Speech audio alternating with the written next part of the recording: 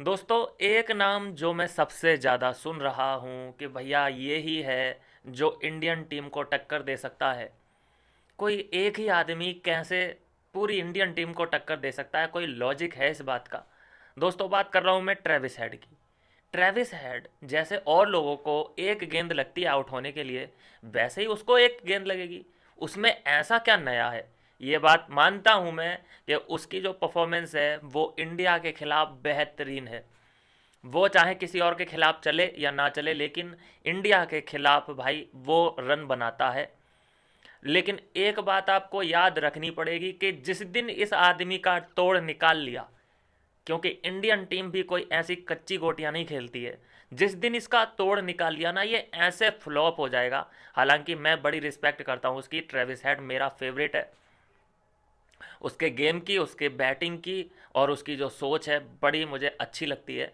लेकिन एक मैं दूसरे अलहदे तरीके से बात करना चाहता हूँ दोस्तों, कि अगर जिस दिन इंडियन टीम ने इसका तोड़ निकाल लिया ना, तो ये इसको 30 रन, एक मैच में 30 रन बनाना भी भारी पड़ जाएगा। कितने आए कितने चले गए। एक आपको याद होगा कि इंडियन टीम बहुत ज़्यादा एक गेंदबाज से घबराती थी, आपको याद हो तो मैं बताऊं आपको दोस्तों। अजंता मेंडिस हुआ करता था श्रीलंका का। इतना खौफ था उसका कि 10 के 10 विकेट वो मार देता था इंडियन टीम के। अजी इंडियन टीम के नहीं, वो किसी भी टीम के खिलाफ। और वनडे मैच में अगर कोई आदमी 10 विकेट ले रहा है तो बहुत ही बड़ी बात हो जाती है। तो उसका इतना खौफ था कि बस खौफ ही खौफ था, तगड़ा खौफ था।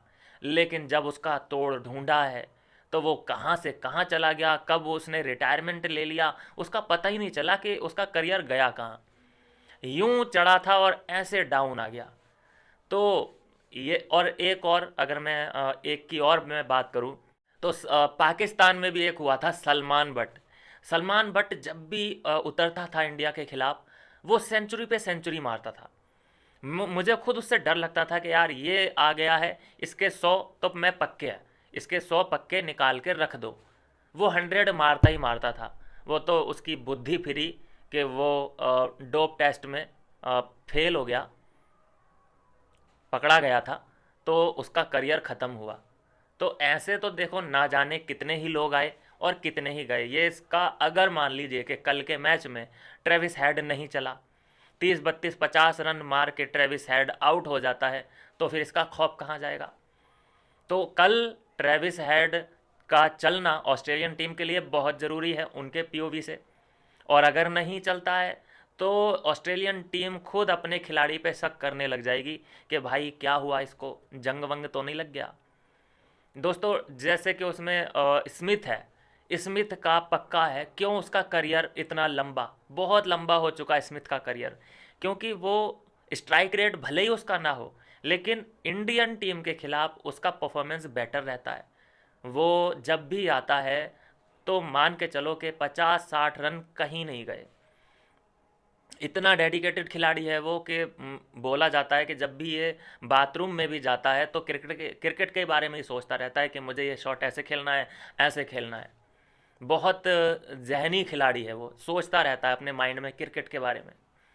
और जो मैंने देखा है, आपने भी देखा ही होगा कि इंडियन टीम के खिलाफ जिसकी परफॉर्मेंस आ जाती है ना, तो उसका करियर बहुत लंबा जाता है। जैसे कि हमने कई बार देखा, डेविड वार्नर था, उसका करियर यूं था, बहुत लंबा चला करियर। तो बात करेंगे जो इस वक्त, देखो एक सिनेरियो बना हुआ है कि इंडियन टीम की इस वक्त ताकत क्या है। कल कौन सी वो ताकत होगी जो जीत दिलाएगी? इतना तो जी पक्का है, मुझे इंडियन टीम पे पूरा भरोसा है कि कल का मैच हम लोग जीत रहे हैं। क्योंकि इंडियन टीम जो मैं देख रहा हूँ इस वक्त, ये बेस्ट टीम है। हालांकि एक खिलाड़ी से मुझे शिकायत है, ठीक है, उसके बारे में भी बात करेंगे। लेकिन अगर मैं इस वक्त देखूं उस पिच के हिसाब से, ये नहीं कि हर जगह यही टीम, नहीं जी, पिच के हिसाब से भी देखना पड़ता है। तो जो चार स्पिनर हैं उसी कॉम्बिनेशन के साथ उस पिच पे ही अगर ये खेलेंगे, खेल ही रहे हैं ऑब्वियस सी बात है दुबई में, तो वहाँ के हिसाब से तो 4 स्पिनर होने ही चाहिए। और अगर स्पिनर के हिसाब से ही वो कुछ भी अगर चेंजेस नहीं करते हैं, उन्होंने पानी का छिड़काव दुबई में नहीं लगाया है, कुछ चेंजेस नहीं किए हैं, तो हमें रिजल्ट बेहतरीन मिलने वाला है। क्योंकि देखो लूज पॉइंट कहाँ है ऑस्ट्रेलिया का, कौन है उनकी टीम में स्पिनर, नाम बता दो मुझे। जैम्पा है, फिर उसके बाद आप नाम ले लोगे क्या नाम उसका, मैक्सवेल। तो मैक्सवेल एक पार्ट टाइम बॉलर है, उसको बैट्समैन बोलो, बैटर बोलो, या फिर उसको बॉलर बोलो, कभी भी वो विकेट कभी तो लेता है, कभी वो नहीं लेता है। ठीक ठीक, वो मैं मानूँ उसको युवराज जैसा है। युवराज को हम कैसे यूज करते थे, बीच बीच में दो दो तीन तीन ओवर, और वो भी अगर युवराज की बॉलिंग सही जगह पर गिरती है तो अगला एक या दो ओवर दिया जाता था। लेकिन जैसे ही एक ओवर में हाथ नहीं चला सही युवराज का, तो अगले ओवर से हटा दिया जाता था। तो वैसे ही मैक्सवेल का है, वो 10 के 10 ओवर। अब यह है कि पिच से कितनी मदद मिलेगी, ये भी एक बड़ी बात है। पिच से मदद मिलने लगी तो हम देखेंगे कि 10 के 10 ओवर मैक्सवेल डालता हुआ दिखाई देगा, और जैम्पा के तो 10 के 10 ओवर होने ही वाले हैं। तो ये 20 ओवर तो इंडियन टीम को इन दोनों के खिलाफ खेलने ही पड़ेंगे, और उसमें संभल के खेलना पड़ेगा एडम जैम्पा को। एडम जैम्पा की 60 गेंदों में अगर चलो कुछ नहीं तो 55 रन भी अगर इंडियन टीम बना लेती है तो ये बहुत बड़ा प्लस पॉइंट होगा। विकेट मत दो, अब एक आधा विकेट तो वो लेगा ही लेगा, ये बात भी है ही। तो कहने का मतलब ये है कि देखो जो यहाँ पे की पॉइंट होने वाले हैं वो स्पिनर ही होने वाले हैं, और जो बैट्समैन देखो अपने पेशेंस के हिसाब से, अपनी काबिलियत के हिसाब से खेलेगा, ज़्यादा जोखिम ना लेते हुए, लॉफ्टेड शॉट ना खेलते हुए, सिर्फ कमज़ोर वीक गेंदों का इंतज़ार करते हुए खेलेगा, तो ज़रूर हम देखेंगे कि 270 280 रन हो सकते हैं। और जैसी हमारी बैटिंग लाइनअप है, मतलब कोई डाउट ही नहीं होना चाहिए इस बात में कि देखो पहले ये कम क्यों आए, ये 250 रन जो बने मेरे हिसाब से कम बने थे। ये लगभग 270 280 एक्सपेक्ट करता हूँ मैं इस लाइनअप के हिसाब से, ऐसी पिच पे। नहीं तो जैसी अगर नॉर्मल पिच रहती है तो जैसी हमारी इंडियन टीम है तो 350 रन कहीं नहीं गए। लेकिन ऐसी पिच पे भी हम लगभग अपनी इंडियन टीम से एक्सपेक्ट करते हैं कि 280 रन होने ही चाहिए थे। लेकिन चलो पिच को डाउट देते हुए ये 250 आए। अब एक बात और थी इसमें माइनस पॉइंट जो था कि पहले इतना आइडिया नहीं लग पाया इंडियन टीम को कि यार इस पे कितने बन सकते थे। लेकिन अभी तो बहुत अच्छे से आइडिया आ गया है कि यहाँ पे पिच कैसा खेल रहा है, कितने रन यहाँ बन सकते हैं, कैसे हमें। तो अब इस पिच की जानकारी ऑस्ट्रेलियन टीम से ज़्यादा इंडिया के पास है। इंडिया के पास बहुत बड़ा बेनिफिट है कि वो उधर ही है, उधर ही स्टे कर रही है। हालांकि ऑस्ट्रेलियन टीम ने जो लास्ट वाला जो मैच था वो गद्दाफ़ी स्टेडियम लाहौर में खेला है, तो वो ट्रैवल करके आज पहुंच गई होगी और अपना प्रैक्टिस सेशन भी किया होगा। तो उनके लिए अप डाउन करना, इधर उधर जाना, ये उनके लिए माइनस पॉइंट हो सकता है। लेकिन इंडियन टीम के लिए प्लस पॉइंट यही है कि भाई स्विमिंग पूल में नहाओ आराम से और इधर पहुंच जाओ स्टेडियम में, और पास के पास में स्टेडियम है तो फिर कोई प्रॉब्लम भी उन्हें फेस नहीं करनी पड़ रही। अब बात करें दोस्तों कि हमारे पास एक जो कमज़ोर कड़ी है, लोग छिपाने की कोशिश कर रहे हैं, ठीक है, और इस ये जो कमज़ोर कड़ी है इससे जो ज़्यादा डिज़र्विंग लोग हैं वो बाहर बैठे हैं। अब देखो इस वक्त चेंज करना टीम में ये तो पॉसिबल ही नहीं है। इंडियन टीम का जो हमने रिकॉर्ड देखा है कि बीच में ये लोग चेंजेस नहीं करते हैं, चाहे कोई एक खिलाड़ी कितना भी गंदा क्यों ना खेल रहा हो। अगर एक विनिंग कॉम्बिनेशन बना हुआ है तो लास्ट तक उसी कॉम्बिनेशन को लेके ये लोग जाते हैं। लेकिन मैं तो भाई फिर भी चाहूँगा कि यार चेंज हो जाना चाहिए। सेमीफाइनल है तो क्या हुआ, ये लड़का चल भी नहीं रहा है ना। मैं बात कर रहा हूँ दोस्तों वेरी रिस्पेक्टेड राहुल के बारे में।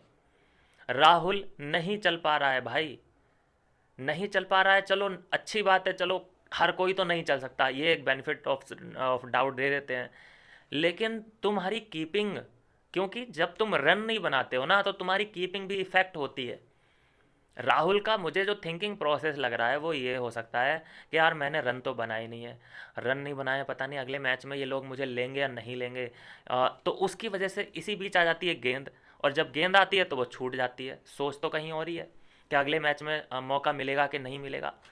तो ये इससे पहले कि आदमी अभी तो जा रहा है डिप्रेशन में, इसकी वजह से हो सकता है कि मैच इफेक्ट पड़ जाए, मैच पे कोई इफेक्ट पड़ जाए।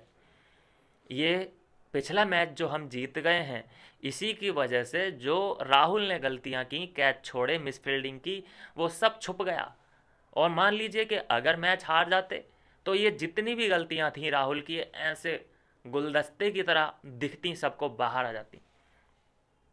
तो अब वो पुराने ख्यालात, जैसे कि रोहित शर्मा है, वो पुराने ख्यालातों के हिसाब से नहीं चलता है, या फिर विराट कोहली है, पुराने ख्यालातों के हिसाब से ये लोग नहीं खेलते हैं अब।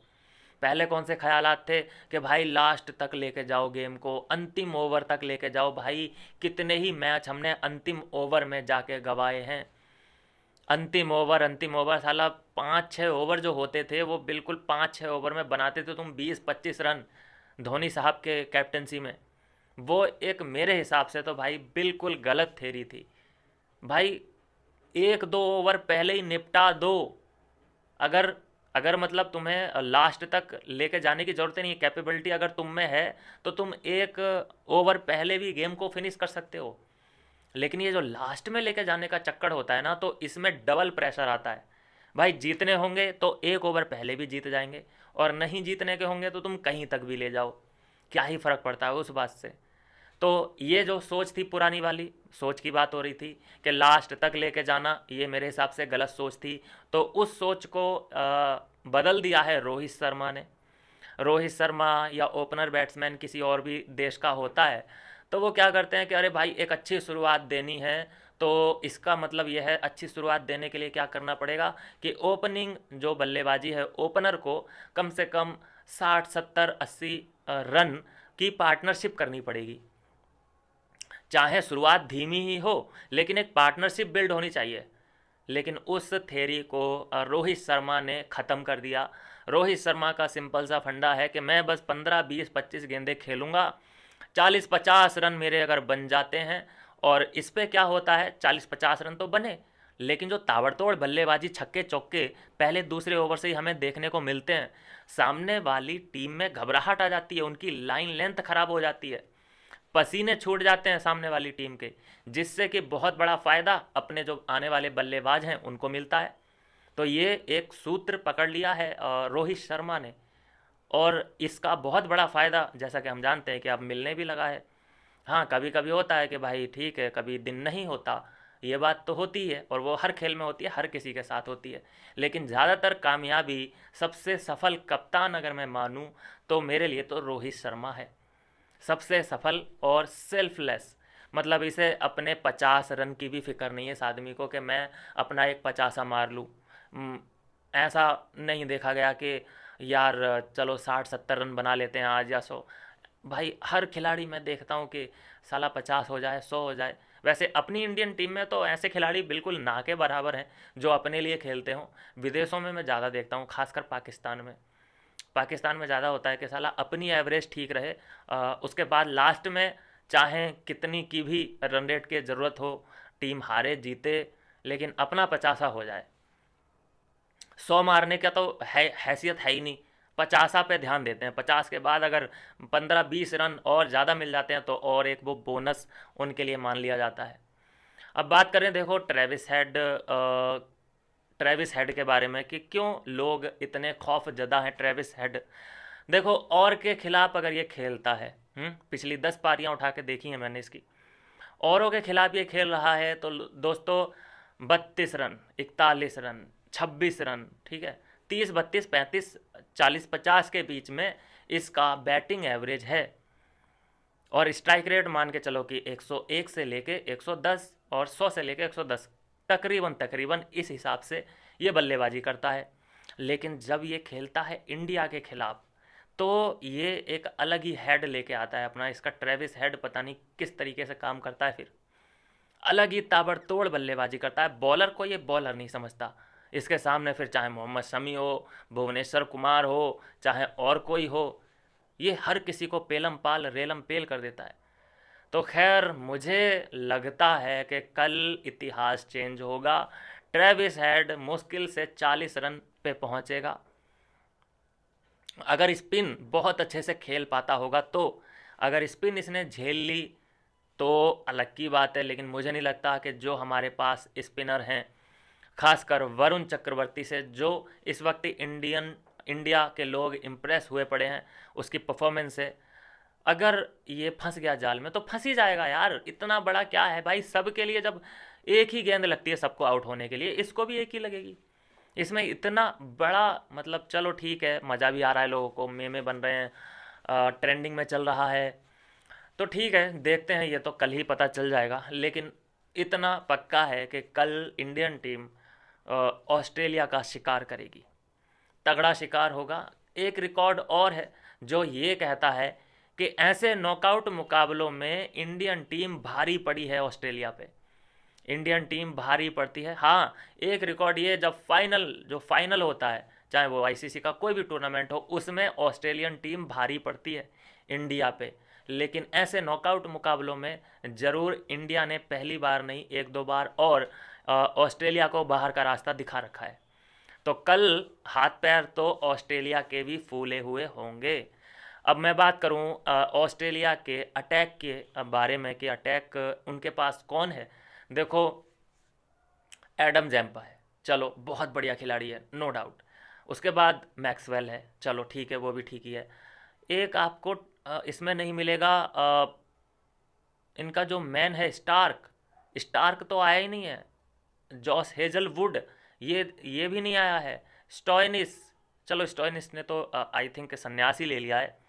एक और है जो मुझे उसका नाम याद नहीं आ रहा, जॉस हेजलवुड, मिचेल स्टार्क, एक और है जो नहीं आया है।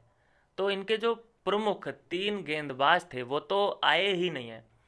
लेकिन ऑस्ट्रेलियन टीम, बिल्कुल भाई ऑस्ट्रेलियन टीम है। इनके तो तुम अगर ना, ये Graeme Smith, Steve Smith sorry, और ये और भी जो मैक्सवेल वगैरह हैं, ये मुख्य मुख्य खिलाड़ी भी अभी के अभी संन्यास ले लें, कोई नए खिलाड़ी आ जाए ना, तब भी इनमें इतनी कैपेबिलिटी है, पता नहीं भैया डीएनए कौन सा है इस टीम का, कि आप हल्के में नहीं ले सकते इस टीम को। चाहे इनके अंडर 19 के ही बच्चे आ जाएं उठ के, आप ऐसे हल्के में नहीं आंक सकते, इनके डीएनए में ही प्रॉब्लम है। Ricky Ponting, Adam Gilchrist, Matthew Hayden, ये वाला ज़माना देख रखा है हमने। जो खौफ था ना इन लोगों का, भाई खौफ था, खौफ। मतलब छक्के चौके ऐसे मारते थे ये, फास्ट गेंद पे। जहीर खान उन दिनों हुआ करते थे, अजीत अगरकर, अ, और भी बहुत सारे, अब तो यादें थोड़ी सी धुंधली सी पड़ रही हैं। मैं हैरान था जब मैंने देखा था इन लोगों को कि यार, मेरी एक पहले सोच थी कि यार छक्का चौका मतलब छक्के जो पड़ते हैं वो तो स्पिनर पे ही पड़ते हैं। लेकिन मैं उस दिन हैरान रह गया जब मैंने 2003 का वर्ल्ड कप देखा। वर्ल्ड कप के दौरान जहीर खान को ये लोग छक्के मार रहे हैं फास्ट गेंद पे पहले ही ओवर में। मैं हैरान था कि भाई फास्ट गेंद पे भी छक्के चौके पड़ सकते हैं, मतलब छक्के पड़ सकते हैं। बहुत हैरानी हुई। तो वो दौर भी हमने देखा है ऑस्ट्रेलियन टीम का, और मुझे लगता है जो नींव पड़ी है ना इस ऑस्ट्रेलियन टीम की, ये वहीं से पड़ी है। हालांकि जो पहले थे इनके खिलाड़ी, वो धीरे धीरे करके मतलब इनका ग्राफ नीचे तो आया है, लेकिन फिर भी डीएनए में इनके क्रिकेट है। इनको आप किसी भी फील्ड में ऐसे, मतलब किसी भी पिच पे हल्के में आँख ही नहीं सकते। जो इनको टीम हल्के में ले लेगी, मतलब पहली बात तो देखो, कोई भी इनको हल्के में लेने की गलती करता भी नहीं है। लेकिन मैं एक बात कह रहा हूँ, कोई हल्के में जो इनको लेने की कोशिश करेगा वो बेवकूफ़ होगा, बेवकूफ़ी करेगा। लेकिन इस बात की मुझे पूरी उम्मीद है दोस्तों कि कल मुकाबला टक्कर का होगा। और भरोसा रखिए दोस्तों, एक जो अपने पास ट्रम्प कार्ड है, पता है कौन है वो? नाम उसका बहुत कम लिया जा रहा है, लेकिन आप हार्दिक पांड्या को मत भूल जाना। हार्दिक पांड्या है, जहाँ पे अगर ब्रेक थ्रू की ज़रूरत पड़ती है तो हार्दिक पांड्या खड़ा नज़र आता है उधर। मतलब चाहे वो बाउंसर फेंके, आधी पिच में टप्पा दे, कहीं पे भी दे, वो उस विकेट को निकाल देता है जहाँ पे ज़रूरत पड़ती है इंडियन टीम को। और फिर हम ये भी देखते हैं कि फिर क्रेडिट कोई और ही लेके जाता है। चलो ठीक है, जिसको क्रेडिट मिलना चाहिए मिले, लेकिन लगभग मुझे लगता है कि हार्दिक पांड्या के बारे में बातचीत तो होनी चाहिए ना। मैं चाहता हूँ कम से कम इतने न्यूज़ चैनल बातचीत करते हैं, तो हार्दिक पांड्या के बारे में भी कम से कम 10-15 मिनट तक तो बातचीत होनी ही चाहिए। बहुत बड़ा वो प्लेयर है इस वक्त बिना हार्दिक पांड्या के आप टीम इंडिया को इमेजिन नहीं कर सकते। बहुत बड़ा योगदान, एक अगर एक वो विकेट भी निकाल देता है ना, और वो ऐसा विकेट निकालता है जहाँ पे फंसी हुई होती है इंडियन टीम, भाई मैं बोलता हूँ कि ये इंडियन टीम के लिए वरदान है। और आजकल जो मुझे दिख रहा है कि सिर्फ एक ही वरदान नहीं है, कई ऐसे अब तो वरदान हैं जो कि इस वक्त भगवान ने भेज रखे हैं इंडियन टीम में। बताइए, कल पिछले हफ्ते तक या फिर उससे पिछले महीने तक वरुण चक्रवर्ती कौन है क्या है लोग इतना जानते नहीं थे, लेकिन देखो कि पिछले मैच से जो उसने लोहा मनवाया है, अचानक उसके पुराने वीडियो की भरमार आन पड़ी है, उसकी स्ट्रगल स्टोरी निकल के आ चुकी है। भाई चमत्कार को नमस्कार है। दोस्तों अब मैं बात करूं कि जो हमारे एक इंडियन टीम में कमज़ोर कड़ी है उसके बारे में भी बात करना ज़रूरी है, नहीं तो दोस्तों केएल राहुल के पास अथा पैसा है बहुत अभी। क्योंकि एक जो इल्ज़ाम लग रहा है कि यार ये तो शेट्टी ख़ानदान से है, तो इसको बैकअप मिला हुआ है, ये निकल ही नहीं सकता। दोस्तों कितना फेलियर था राहुल, मतलब कितने मैच थे जो कि ये चला ही नहीं। उसके बाद क्या हुआ कि कभी बांग्लादेश का दौरा आया तो इसने सेंचुरी मार दी, कभी श्रीलंका का दौरा आया तो इसने सेंचुरी मार दी, जगह पक्की। बड़ी टीम के लिए, बड़ी टीम के खिलाफ मुझे कोई बता दे कि राहुल ने शतक कब मारा था। इसके जो शतक आ रहे हैं ना वो कमज़ोर टीमों के खिलाफ आ रहे हैं।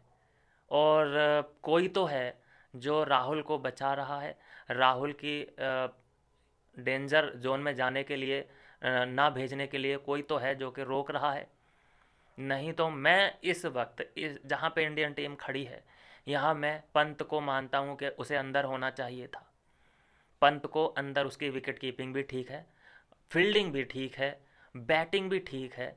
लेकिन मैं बताऊं कि पंत को और राहुल में डिफरेंस क्या है। पंत को 2 ओवर 3 ओवर नहीं चाहिए होते हैं स्टार्ट होने के लिए, और इसको स्टार्ट होने के लिए 4-5 ओवर चाहिए होते हैं राहुल को। वो अगर चाहे तो वो पहले ही ओवर से सामने, चाहे कोई भी बॉलर हो, स्टार्क हो, चाहे जैम्पा हो या कोई भी हो, वो नहीं देखेगा कि क्या करना है उसके। उसने अगर सोच लिया मन में कि मुझे छक्का मारना है इधर की तरफ, वो मार देता है। लेकिन ये अपना क्लासिकल बैट्समैन है, ये जैसी बॉल आएगी ये वैसे ही रिफ्लेक्ट करता है, ये मन मुताबिक नहीं मारता है। पहली बात तो सबसे पहला इसके जहन में ये बैठा हुआ है, डरा हुआ है ये कि मेरी परफॉर्मेंस ठीक हो नहीं रही है, तो सबसे पहले तो अभी अपना 50 करेगा, फिर ये 100 की तरफ देखेगा। भाई मुझे ऐसा देखो, मेरी कोई राहुल से कोई वैसा नहीं है भाई, मैं खौर खा के नहीं बैठा हूँ, लेकिन मुझे ऐसा लगता है कि राहुल के पास बहुत, मतलब ऐसा तो नहीं है ना, गरीब आदमी तो नहीं है ना ये, इसका मतलब बहुत तगड़ा लाइफ स्टाइल है, करोड़ों की संपत्ति है, इसे क्रिकेट बुरा लग सकता है किसी को, छोड़ देना चाहिए। किसी डिज़र्विंग आदमी को, जैसे कि पंत हो, सूर्य कुमार यादव, ये लोग बाहर बैठे हैं, इनको मौका मिलना चाहिए। होता क्या है राहुल के केस में, क्या हो रहा है जो मुझे लगता है कि अगर इसकी कोई एक पारी भी ख़राब हो जाती है ना, तो एक पारी के चलते इसकी 5 पारियां और ख़राब हो जाती हैं, क्योंकि ये उस एक पारी के बारे में सोच रहा होता है कि मैंने पहले सही नहीं खेला, फिर अगली पारी भी ख़राब हो गई, फिर तीसरे मैच में दूसरी पारी के बारे में सोचता है कि अरे मैंने पिछला मैच भी ठीक नहीं खेला। तो ऐसे करके इसके मन ही मन में बहुत तरीके की धारणाएं चलती रहती हैं, जिसकी वजह से इसका गेम नहीं सुधर पा रहा है। और तुक्केबाजी से अगर ये 100 मार भी देता है तो इसका 100 भैया आता है बिल्कुल फ्लॉप मैच में, हाँ, जहाँ पे ऐसे मैच में जिसका रिजल्ट आने और ना आने से कोई फ़र्क नहीं पड़ता, ऐसे मैच में राहुल जी का आ जाता है 100। तो सोच लीजिए, देख लीजिए भाई कि क्या करना है। बाकी दोस्तों कल भी प्री मैच प्रीव्यू लेके आएंगे हम, और ये जो श्रृंखला है चैंपियंस ट्रॉफी, ये कवर कर रहे हैं हम लोग, और ये मेरी फर्स्ट वीडियो है। आई थिंक मुझे लगता है कि हम लोग ऐसे ही बात करते जाएंगे, और आप सपोर्ट ज़रूर बना के रखिए, और डिटेल में जाएंगे और डिटेल में घुसेंगे अपन, क्या हो सकता है कल के मैच में भी, कल भी हम इस पे बात करेंगे। तो चैनल को सपोर्ट के आपकी ज़रूरत है, तो लाइक सब्सक्राइब शेयर ज़रूर कर देना। मिलते हैं नेक्स्ट वीडियो में नई अपडेट के साथ।